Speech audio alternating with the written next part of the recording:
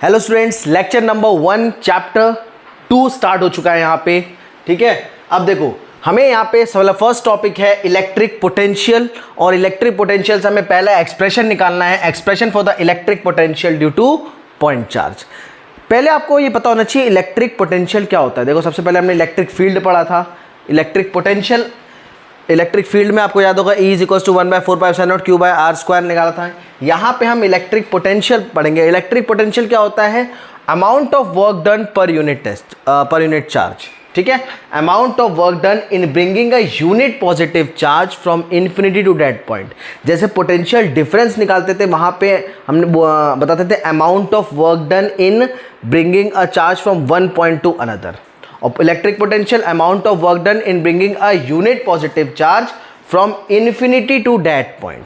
अब देखो जैसे मान लो ये चार्ज है, ये एक पॉइंट है, इन्फिनिटी से इस पॉइंट तक या किसी पॉइंट पे, जिस पॉइंट पे पोटेंशियल निकालना है इस चार्ज, मान लो इस P पॉइंट पे पोटेंशियल निकालना है मैं यहाँ पे, इस P पॉइंट पे इन्फिनिटी से इस P पॉइंट पे लाने में जो वर्क डन होगा चार्ज को, उसको बोलते हैं इलेक्ट्रिक पोटेंशियल। मान लो ये P पॉइंट जो है it is at a distance R from the source charge, ये R है सोर्स चार्ज के, हमें इन्फिनिटी से इस पॉइंट तक लाने में जो वर्क डन लगा टेस्ट चार्ज को, इसी को बोलेंगे इलेक्ट्रिक पोटेंशियल। अब देखो तो एक्सप्रेशन हो गया potential at point P is two work done from infinity to point P divided by test charge. Q0 है, Q0 is a test charge and Q is a source charge. अब हम मान लेते हैं इस पूरे वर्क डन को निकालने के लिए हम स्मॉल वर्क डन निकाल के इंटीग्रेट कर देंगे, सिंपल सा। ठीक है, तो सबसे पहले यहाँ पे इसके बाद पहली चीज जो यहाँ पे फोर्स लगेगी इस चार्ज पे वो निकालते हैं यूजिंग कूलम्स लॉ। फोर्स निकाल लेंगे। फोर्स कितना आएगा?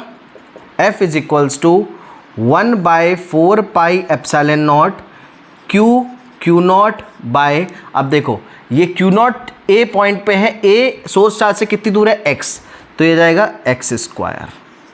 इसे मान लेते हैं इक्वेशन नंबर 2।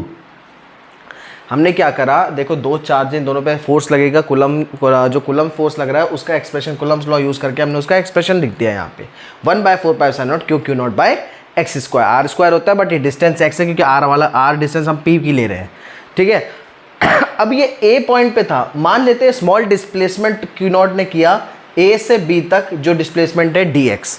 अब इस स्मॉल डिस्प्लेसमेंट जो हुआ है इसमें जो वर्क डन हुआ है वो निकालेंगे। तो दूसरा स्मॉल वर्क डन निकाल लो, small work done by Q0, dx को डिस्प्लेस होने में जो Q0 वर्क डन हुआ है वो dw निकाल लो। dw = F dx होता है, फोर्स इंटू डिस्प्लेसमेंट। फोर्स ये है, डिस्प्लेसमेंट ये, लेकिन ये अगेंस्ट द इसके वर्क हो रहा है फील्ड के, तो यहाँ पे माइनस साइन देंगे, तो dw = -F dx। ठीक है, अच्छा अब फ्रॉम इक्वेशन 2 F की वैल्यू यहाँ पे रखते हैं। फ्रॉम इक्वेशन 2 हम रख सकते हैं -1/4πε0 Q0/x² dx। ये हो गया स्मॉल वर्क डन।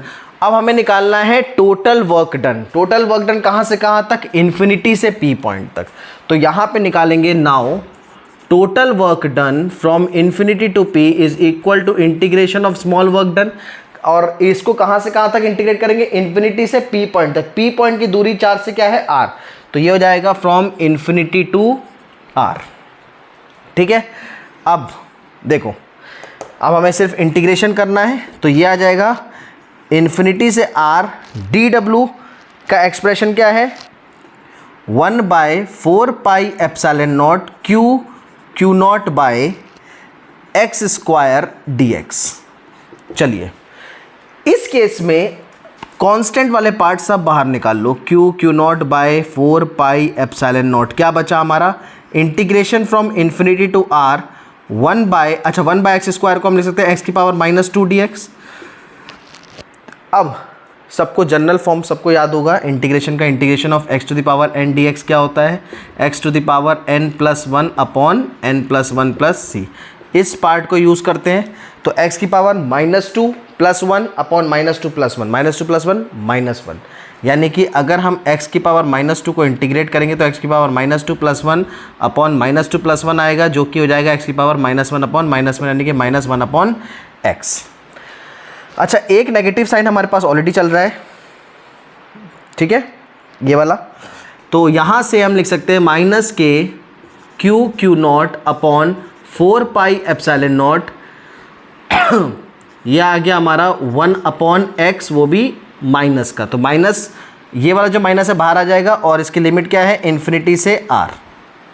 चलिए, अब ये माइनस माइनस प्लस हो गया, बचा क्या, 1/4 pi epsilon naught Q0 bracket 1 upon r minus 1 upon infinity.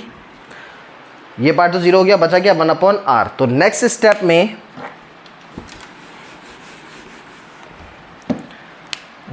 Step में देखो क्या लिखेंगे हम यहाँ पे, ये हो जाएगा 1/4 पाई एप्सिलॉन नॉट, ठीक है, Q0 डिवाइडेड बाय सिर्फ r बचा। तो ये हमारा निकल गया work done from infinity to p।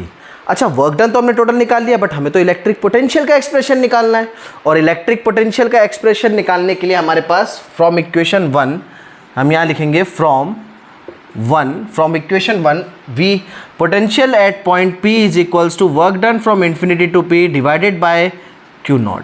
इस एक्सप्रेशन को यूज़ करेंगे, तो ये हो जाएगा work done from infinity to p, हमने यहाँ पे निकाल ही लिया है, 1/4 pi epsilon naught Q0 by r into 1 upon Q0 से Q0 कैंसिल, तो potential at point P is given by 1/4 pi epsilon naught Q by r। याद करने का सिंपल तरीका देखो, तीनों एक्सप्रेशंस को कूलम्ब्स लॉ के केस में फोर्स था 1/4 pi epsilon naught Q by r square, electric field में एक Q0 टेस्टा हट जाता है 1/4 pi epsilon naught Q by r square, और r स्क्वायर का स्क्वायर भी हटा दो तो वो पोटेंशियल का फॉर्मूला बन गया 1/4 pi epsilon naught Q by r। अब इस एक्सप्रेशन को, इस फॉर्मूले को यूज़ करके हम आगे axial line, equatorial line, general point पे भी पोटेंशियल निकालेंगे, ठीक है। तो ये हमारा लेक्चर नंबर 1 था। लेक्चर नंबर 2 का वेट करते हैं, तब तक के लिए गुड बाय।